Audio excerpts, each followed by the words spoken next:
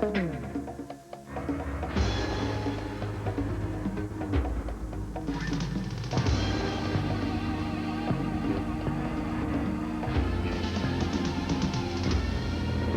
I'm Ken Ober. We're here in the French Alps, just one of the incredible places where some of the bravest professional stuntmen are going to risk their lives attempting the most thrilling and dangerous stunts you've ever seen. Welcome to another edition of the world's greatest stunts.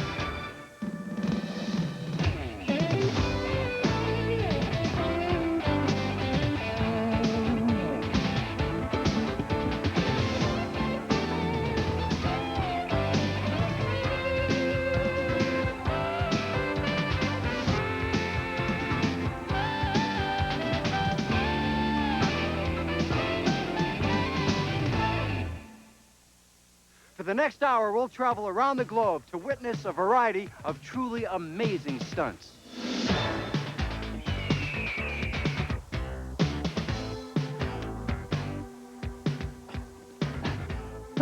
Hi, I'm Mario Van Peebles, and I'm in the middle of Castle Valley, Utah.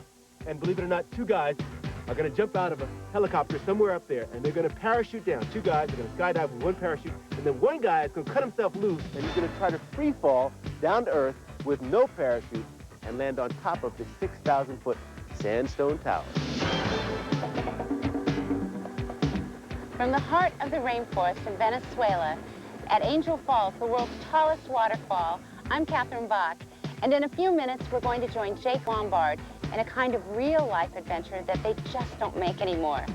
From a height of more than 3,200 feet, Jake is going to attempt to ride his mountain bike over the falls.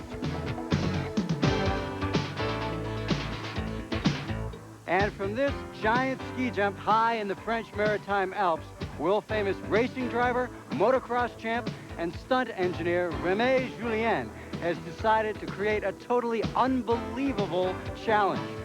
He's taken his son, Dominique, plans to place him behind the wheel of a sports car, sending it high off this Olympic ski jump, doing 2 complete 360-degree flips in the air, and having it land safely on its wheels and drive off.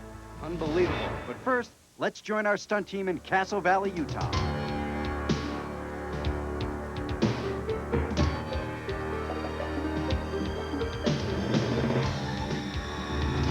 This man is several thousand feet above the valley floor, and he's not wearing a parachute.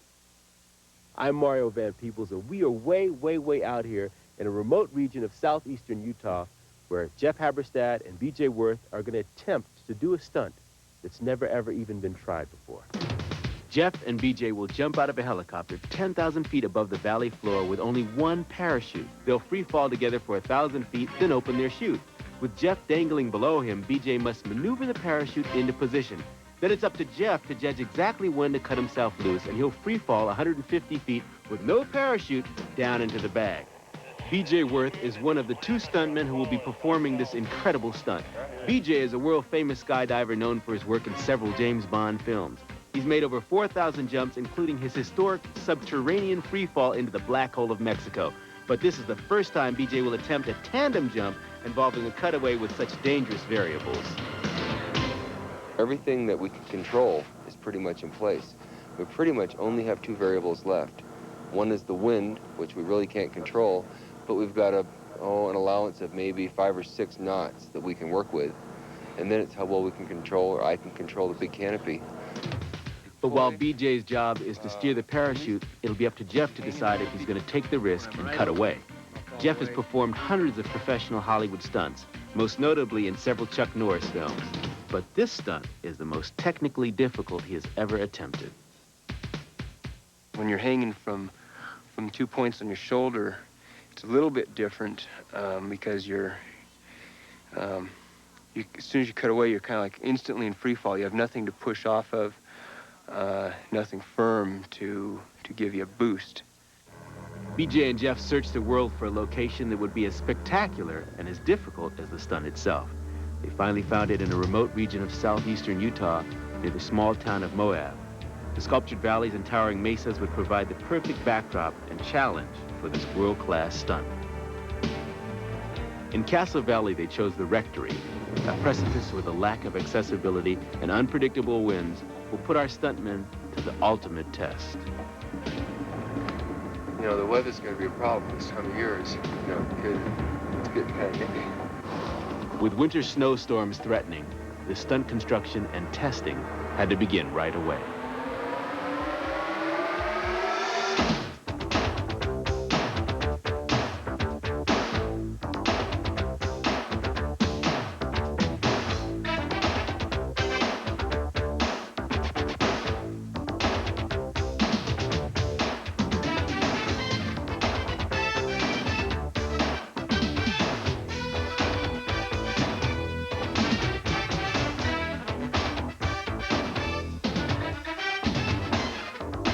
Practice, practice, practice.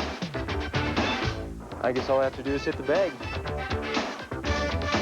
After 10 test jumps, over 100 helicopter trips, and a week of construction and enough plywood to build a house, Jeff and BJ are ready to go. The weather yesterday looked like it was going to shut down on us and deteriorate, but it's really, we got lucky. The storm seemed to split, and we got real lucky. I think we're going to go. And jump ship is airborne. This is it. The guys are on their way up to the 10,000-foot drop level. Once they jump, they'll need to keep an eye on the wind. This blimp, which floats 150 feet over the bag, will tell them which direction the wind is coming from and how strong. It's also Jeff's only indication of how high he is when he's approaching the bag. All right, guys, we're just about ready, and we've got a whole platoon of very professional cameras just to bring you back at home the best shot possible. We've got cameras in the air. We've got cameras on rocks. We've got cameras in the valley. We've got cliff cameras, scaffold cameras. We've got cameras on the jump copter, and we even have a camera on BJ's big head. Okay, guys, I'm ready.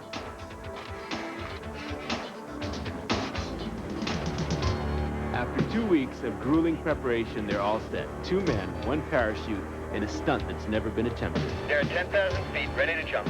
Stand by.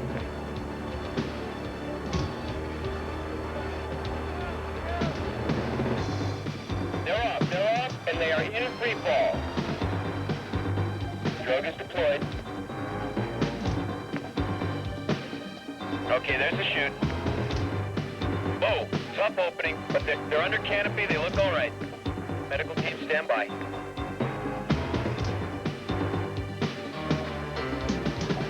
They're doing their S-turns at 2,500 feet, but we have some increasing winds. They're getting in a position. But that blimp just started blowing around. There might be some real strong gusts up there.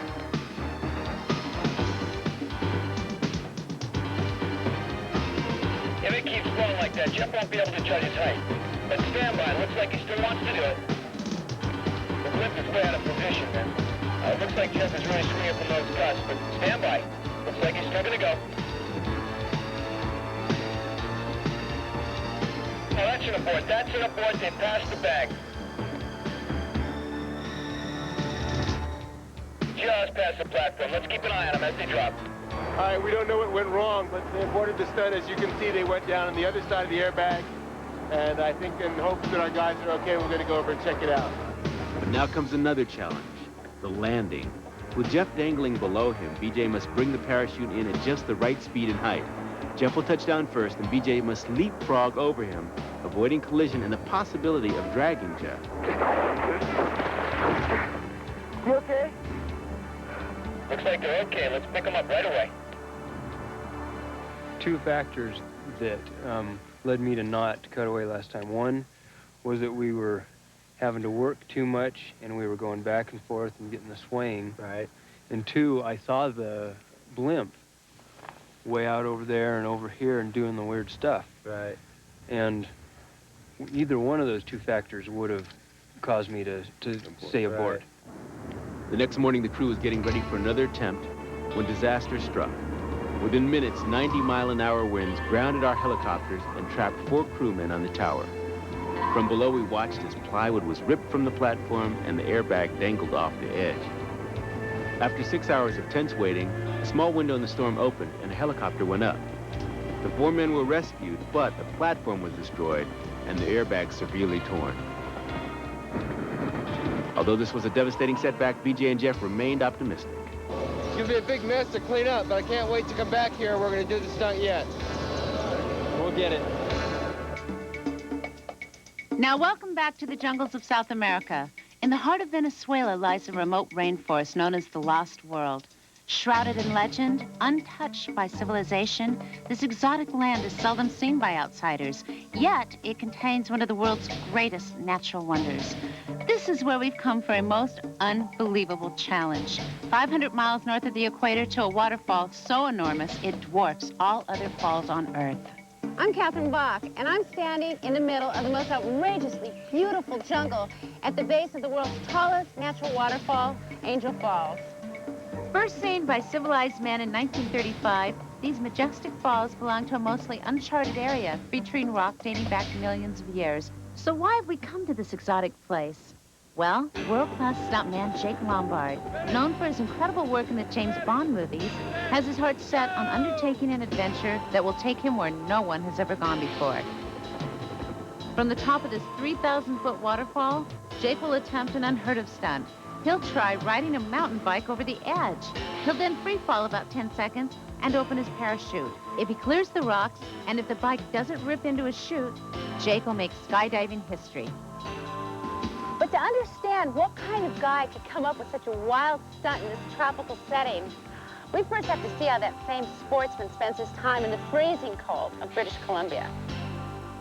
It's up here in the frozen Rocky Mountains where Jake spends his winters pursuing some of the most awesome outdoor activities. As a helicopter ski guide, avalanche forecaster, and mountain rescuer up in British Columbia, he battles some of the harshest conditions on the planet. But this stunt was really born from Jake's love of extreme mountain biking and his wish to include biking in his next amazing stunt. In fact, Jake has been dreaming about Angel Falls for years, and though he's been busy in the frozen tundra up north, his mind has been focused on coming south to put his skills to the test.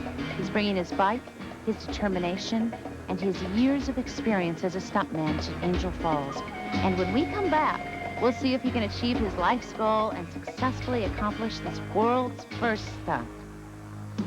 In just a few minutes, Jeff Haberstad and BJ Worth will reattempt their dangerous tandem parachute freefall at Castle Rock.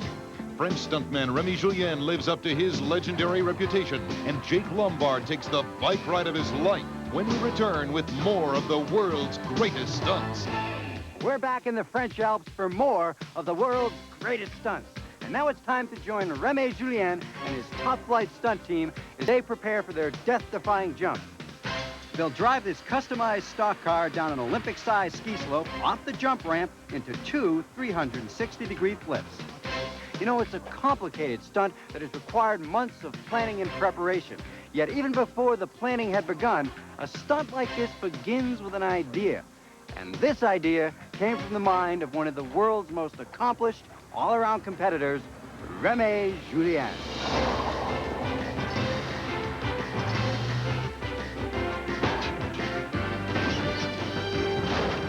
Since the early 1960s, Remy Julien has participated in over 500 films and television projects, including 5 James Bond films, creating, preparing, coordinating, and producing some of the most amazing stunts the world has ever seen.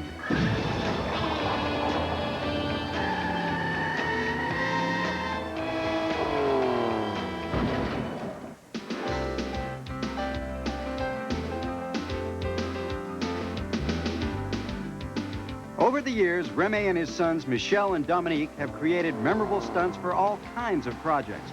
Keeping it all in the family is important to Remy, who would not risk the lives of his sons if he didn't have complete confidence in their abilities. With Remy at the helm, the Julien family worked together unlike any other stunt team in the world.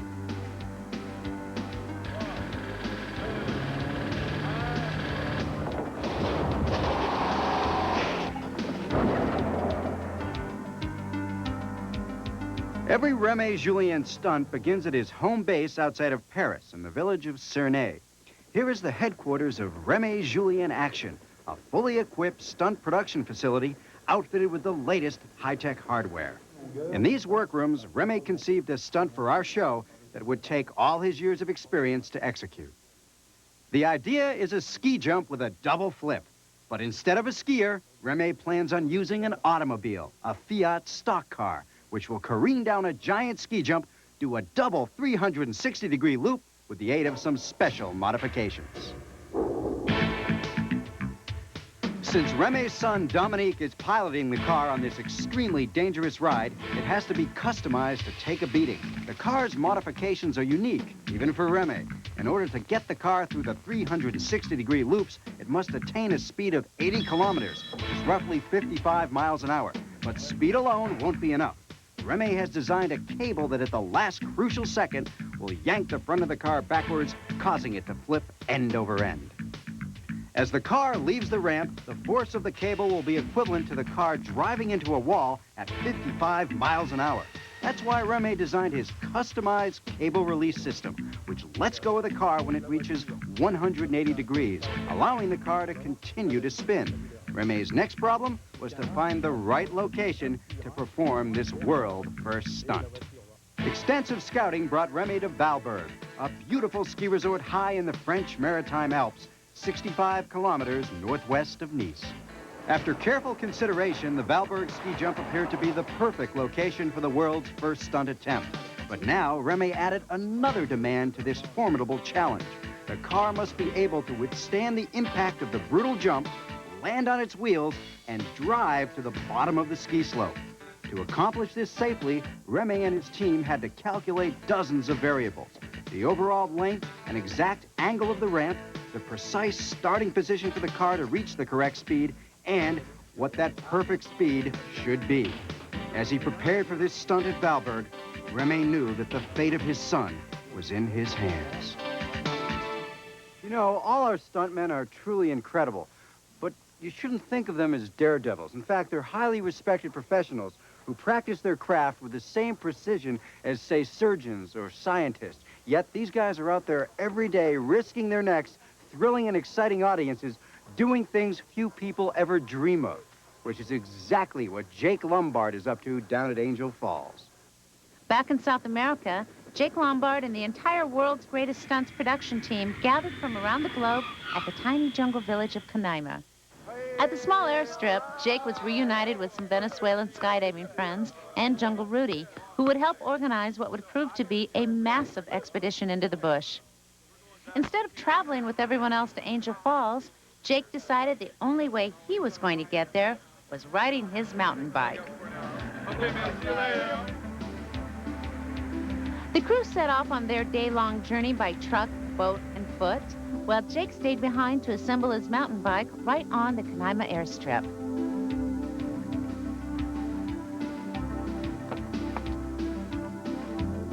When everything was together, Jake set out on a 2-day journey that would take him through some of the most exotic and primitive terrain on Earth. Traveling through La Grande Sabana, a vast rainforest loaded with rare plants and tropical wildlife, Jake had to be careful not to have a run-in with any dangerous local creatures, like the giant bone-crushing anacondas or the deadly 3-step snakes. Meanwhile, the rest of the production team set off for Angel Falls in narrow dugout canoes the Indians called corriadas. Jake, however, had only just begun his trek, coming first onto Sopa Alto, or Frog Falls. For the crew, the boat ride up the Corral River took them past breathtaking Table Mountains, the local Indians called tepuis. There are more than 100 tepuis in the area, but fewer than half have ever been explored. Back at Frog Falls, Jake found the only way to pass it was to carry his bike directly underneath it. Moving our supplies and television equipment took the cooperation of everyone involved, but without the local Pomone Indians to help, no one would have ever made it to the base camp near the foot of Angel Falls. Eventually, Jake made his way to the top of Ayun Tepui, or the Devil's Mountain, to the mouth of Angel Falls. Seeing the enormous height of the falls in person for the first time made Jake realize just how dangerous the stunt would be. Of course, there's some fear involved, you know. I mean, you're going off a 3,000-foot cliff on a bicycle. I think anybody that says something like this doesn't scare them, they're lying or they're out of their mind.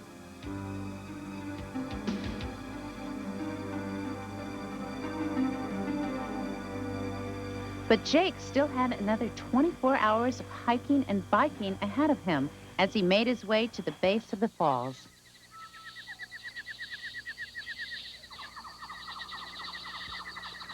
After traveling for 2 days on his bike, Jake finally reached the base camp. Hey, here comes Jay! Although everyone was glad to see him, there was no real time to celebrate because the crew needed their rest for the big day ahead. Early the next morning, the crew got up out of their tents and took advantage of nature's hospitality, waking up with a brisk, cold bath in the river.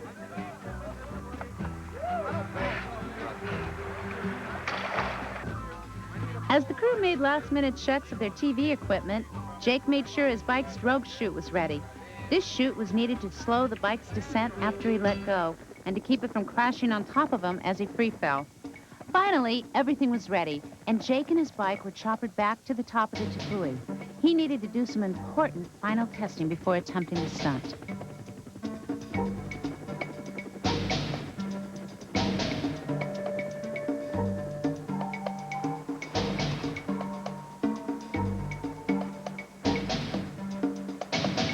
Is this tied off? Yes, it is. Is It's this solid rope now? Yep. Got my life on it.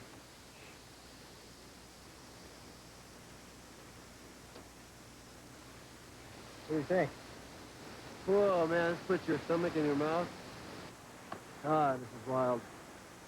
In order to get the best possible coverage of this historic jump, our camera crew were each expert mountain climbers in their own right and had to rope themselves off in some pretty precarious places. There's no way Jake could second-guess this stunt without doing it, but careful testing could provide some answers. Jake decided to throw a test weight over the edge to simulate his own free fall. As it sailed to Earth at 180 miles an hour, we all saw how close it fell to the wall of jagged rocks, and just how life-threatening Jake's jump would be. If everything didn't go perfectly, Jake could wind up just like this sack.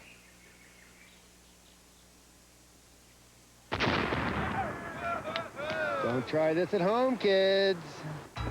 Now, let's go back to Mario Van Peebles. It's been 2 weeks since Jeff Haverstad and BJ Worth made their first attempt at this incredible stunt. The winds that destroyed the platform have calmed, and as you can see, we were hit with a major snowstorm while rebuilding. BJ and Jeff are ready to try it again, but the clock is ticking because the next snowstorm could hit at any time.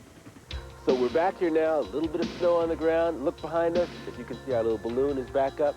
Platform is rebuilt better than ever, and we're going to give it another shot. Let's check in with BJ and Jeff to see if the winds are with us this time. Well, it's not as windy, which is good in one way because the wind screwed us up last time. What was the wind at last time? It was about 15. 15 knots? And now it's almost 0. With no headwinds, the parachute will carry Jeff and BJ at a much faster speed. BJ will be putting on the brakes to try and slow down, and Jeff, instead of dropping straight down, will have to time his cutaway, allowing his momentum to carry him on an angle toward the bag.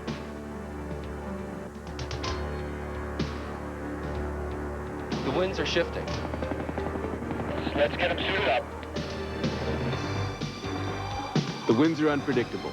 The storm is coming in, and the sun is going down. After 8 weeks, 2 aborted attempts, a devastating storm, and unwavering commitment, it's coming down to this one last chance. They're climbing out.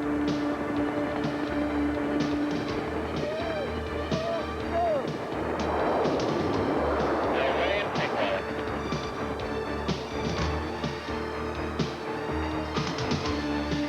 Drogue is deployed. There's the chute. Oh, violent opening. Jeff's getting flung around like a rag doll up there, and he looks pretty tangled up. Sorry. What? They're under control, but looks like they're still having a problem with the safety line.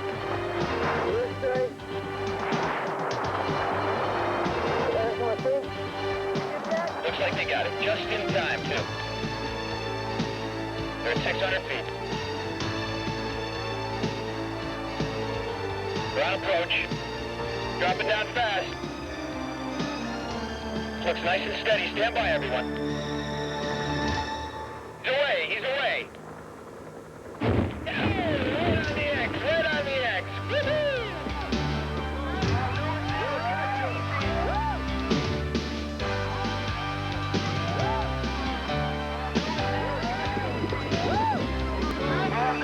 Congratulations, Ray. Right on the X. Congratulations, man. Tell us about the jump. Perfect. Couldn't have been better. Bullseye.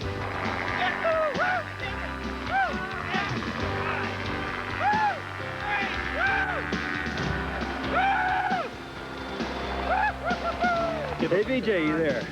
Jeff, you couldn't have looked better. You were so in control. It looked beautiful. I could not believe how good it was. Absolute bullseye. I'm real impressed. Nice work, teammate. Thank you. God, I guess we can go home now. Woo! Yeah!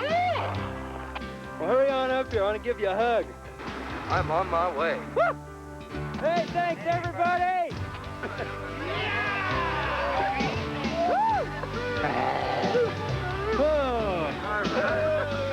We'll be back in a few minutes to talk to BJ and Jeff. But first, let's take another look at that amazing fall in slow-mo.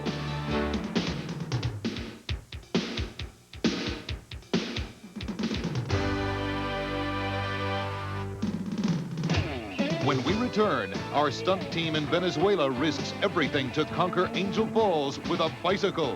And in the French Alps, we'll launch a car off an Olympic ski jump. Stay tuned for more of the world's greatest stunts. Let's kick it back to Mario Van Peebles and a very excited Jeff Haberstad for another breathtaking look at his spectacular jump.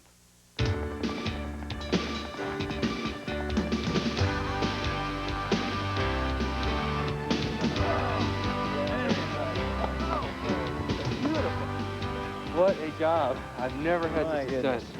It's the hardest stunt I've ever done. There's just so many factors are involved. It just took so much to put it all together. Thing is, you brought it in. You brought it in on a nice, slow flare. I didn't swing forward. I didn't pivot. I chopped it right before the edge of the bag, and as soon as I chopped it, I knew right where I was going. The hardest part was twisting my body around and getting onto my back for a good landing.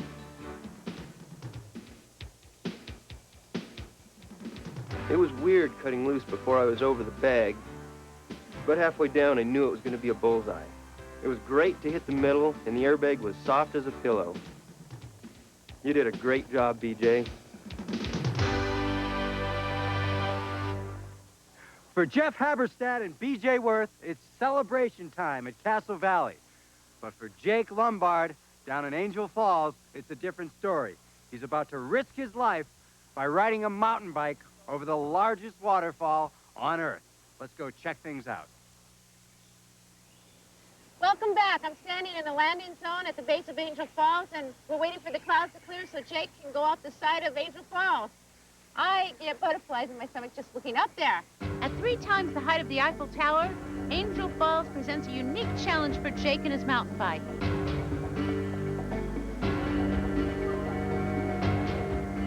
With their highly skilled camera and safety crew positioned for action, Jake and his stunt team carefully checked every last detail of his parachute system. Make sure there's no excess. Hold on. It's happening. It's gonna happen. It's last minute stuff. This will sleep better tonight than we would have if we waited tomorrow. Camera and crew on the base, right next to the falls. You'll see 3 distinctive points. You see them? Check. Yes, that's pretty distinctive viewpoint. They look like 3 pyramids just to the left of the falls. Jake will be going off the center of the pyramid to the far left of the falls. If everything goes as planned, Jake's going to ride over the ledge, free fall 10 seconds, release his parachute, and hope the bike doesn't crash on him, or the wind doesn't blow him against the jagged wall. You want to push or anything? No, I don't want to push. This is Kevin next to Jay. Go ahead. You can stand there for, 20 seconds before you jump. I just want all the cameras to lock in on you. Thank you. Okay, all cameras are ready, Jake. Start your countdown at will, and good luck, man.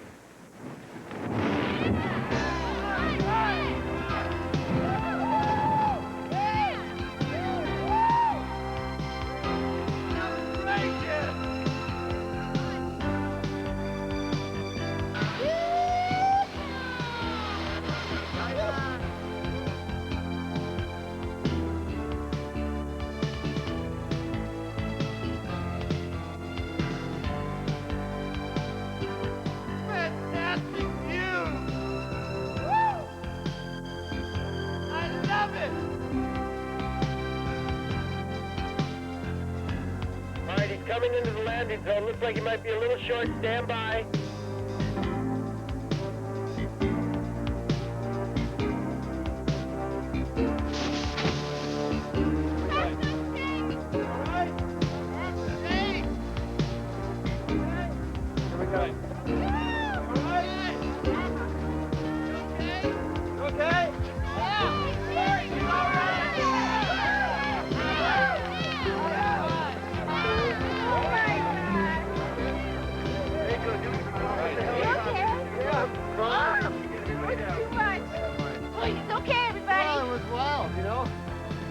Look at the anticipation.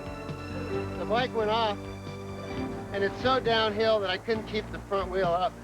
It just started down, and I was completely upside down and looking right at the wall, and it was about 6 feet away, and I went, sayonara, Charlie. I waited till I was right in the cut, right between there. I was getting major ground rush off these 2 points. It was really awesome. Well, there was a point where the bicycle was ahead of you, Jay. I mean, on top of you.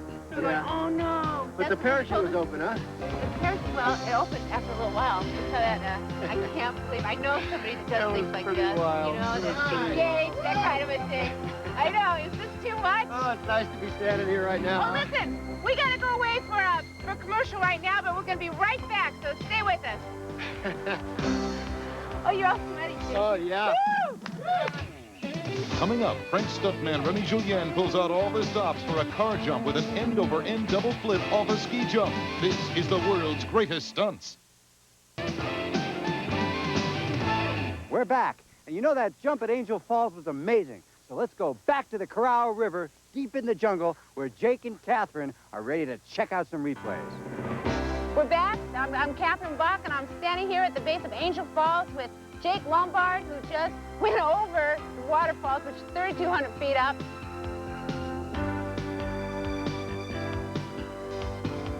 When you first jump off, there's no sound. It's like you're just hanging there in the middle of nowhere. You look across the valley. As far as you can see, you look down 3,000 feet. And then as you go, it gets louder and louder and louder to a loud wind roar. You just notice it coming. It's just, it gets really loud. Of course, you feel a major acceleration as you're diving. You're standing on your head, going from no miles an hour to 100 miles an hour in 10 seconds.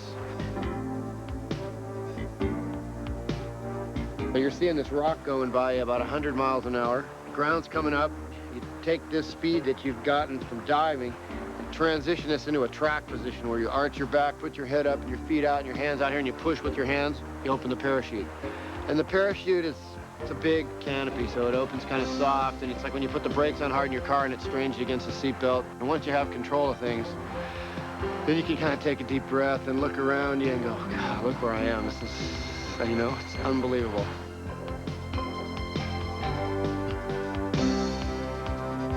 That was an incredible stunt and a fantastic adventure.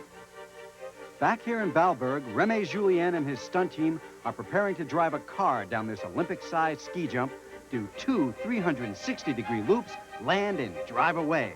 But while his team fine-tunes the car, Remy and his sons journey to this race course called Isola 2000, located at a ski resort 55 kilometers north of Valberg.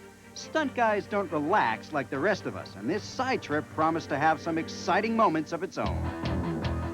The name of the game here is auto racing on ice, a slippery, dangerous challenge for any driver. And Remy had 4 competing that day: Michel Julien, Denis Machado, Raymond Touroul, and in his first ever race on ice, Dominique Julien. To add to the treachery of the icy track, the final races were held at night.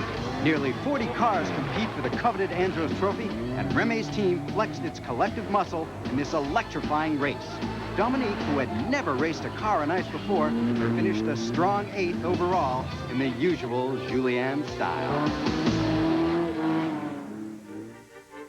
Back again in Valberg, Remy and Dominique finished preparations for their world-first car jump. The car's safety modifications are complete. The jump ramp has been constructed to their precise calculations. In addition, cardboard boxes will be used below the ramp to help cushion the tremendous impact when the car is slammed back to earth. Finally, all that's left is to get the car up the slope and into position.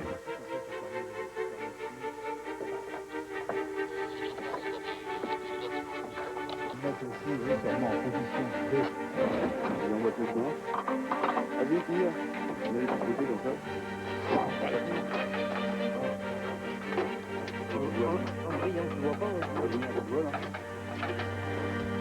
Remy, is everything ready? Everything ready. Ready? Yeah. Bonne chance. Quelques minutes. Bonne chance, Dominique. Thank you. Good luck.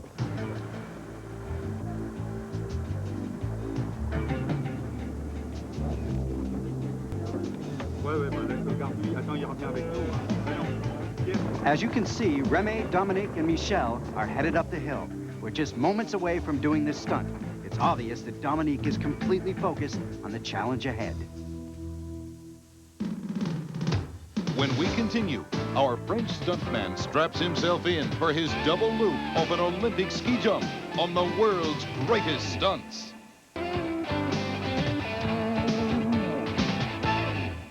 Well, the car is ready, Dominique is ready, and we are just moments away from an attempt at this incredible stunt. Now, I had a chance to speak with Dominique earlier today, and I asked him about growing up with Remy as a father and what might be going through his mind as he approaches this very dangerous stunt.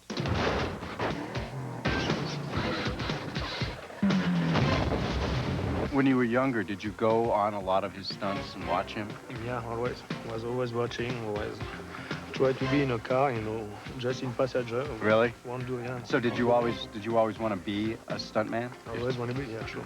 I want you to look up there now at the top of the jump and tell me exactly what's going through your mind right now. Going to my mind. Yeah.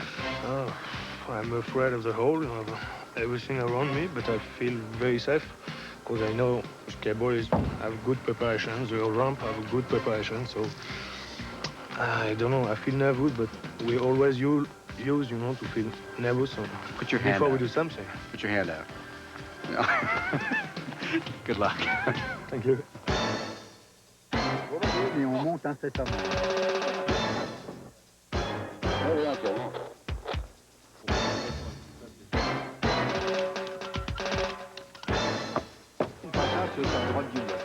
With everything ready to go, Dominique gets ready for the launch of his life. Although Remy has total confidence in the precise preparation of this life-threatening stunt, he is still a father and has concerns of his own. It's always very difficult. In the beginning, he wanted to do these things. And at the last minute, I would take his place. And now, of course, I'm too old for these things, and he's much more agile for these things, as is his brother Michel. I have a lot of confidence in them. My big problem is that they have a lot of confidence in me. I cannot make a mistake. And for me, that's very difficult emotionally. For Dominique, one mistake could make this dangerous stunt his last. All right, they're all set up top. This should be incredible. Let's go, this is it. Attention tout le monde, hein? Silence absolu.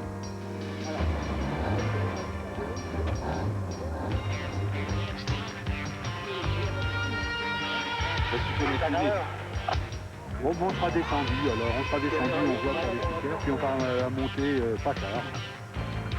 Ok, bon, on vous attendra. Ok, tout de suite. Tempo.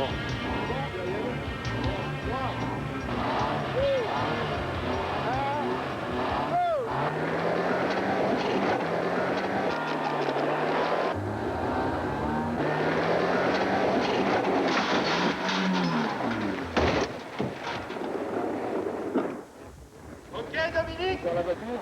Attention. Dominique, ça va? Ok. We can see why Remy is so concerned right now. The replay shows that Dominique was going too fast and the car did 3 flips instead of 2, almost missing the boxes entirely. But Dominique has signaled to his father that he wishes to complete his challenge. The stunt team has jumped in to right the car so that Dominique can drive down the hill.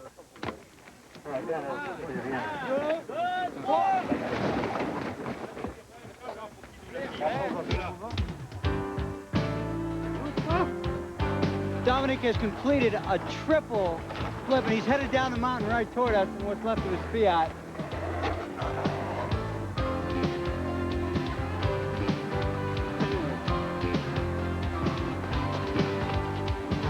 Go over and have a word with him.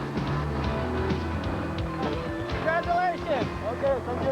Okay, Dominic has completed we expected a double flip. Yeah. And you did a triple. Yeah. Now, was that, why a triple? Because it was the first time we did that. Yeah. And we was not exactly sure about the speed. And we didn't want to make less than 2 turns. Là. Super, merci beaucoup. Excellent. Bien tourné. Et ils ont dit que c'était bon pour la répète, maintenant on va la tourner. How did you feel when the car started going into its spins? I don't remember exactly, but much better now. Now, what about, we expected 2 flips. Yeah? And how did the third one happen? Dominic is good, good feeling, feel good, and go 10 kilometers more. 3 laps. Just like that. 3 loops. How's your heart? Yeah, no, it's fine. Yeah? You? Again. Shaking. Congratulations. Bon. When we come back, we'll show you the 3 loops in slow motion from a variety of angles, and you'll see exactly what made this stunt so spectacular. So don't go away.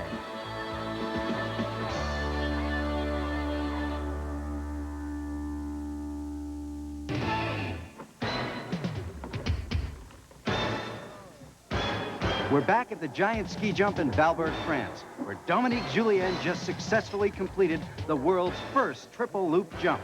Along with Remy and his stunt team, let's take a few closer looks at just what made this stunt so extraordinary. Here you can see Dominique begin to accelerate. He's going down the ski jump. Now, right about now, he begins to pick up too much speed. I know it's hard to tell from the slow motion, but you can tell that he launches with a violent force from that cable and goes into not 2, but 3 spins. The car was twisting. I saw everything turning. After everything start twisting. It's okay. Great, good feeling. Ready to do it again. Let's take a look at it from Dominique's point of view. Here's the ski ramp. Now here's the jump. And there you can see he begins his flips. There's the ground, now the sky, and now the car goes into a spin. Here you can actually count the turns yourselves. Look at that and the violent impact. This has been a fantastic experience at Valberg. Let's check in one last time with our stunt teams around the globe. From Angel Falls in the rainforest of Venezuela, this is Catherine Bach saying adios. From Castle Valley, Utah, where Jeff Haberstad and BJ Worth just completed a world's first skydiving event, I'm Mario Van Peebles saying action is action, sex is sex. What the audience wants is stunts and effects. Good night. And from Valberg, France, this is Ken Ober. It's been a truly exciting hour of unique and electrifying stunts from around the world. We've seen what goes into the planning and execution of these amazing challenges. And I know I'll never look at a stunt on TV or in the movies quite the same again. Hey, thanks for joining us. We'll see you again next time on more of the world's greatest stunts. Good night. Travel arrangements by Pan Am, your first choice for reaching Europe, Latin America, the Caribbean, and more. Pan Am, we're flying better than ever. Ever want to pull a fast one on your in-laws?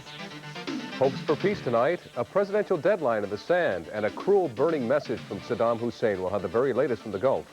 Hundreds of local voices rise up against Saddam and for the 500,000 coalition soldiers in the desert. Some serious concerns by scores of Houston students spark a dramatic gesture and a lot of police attention today.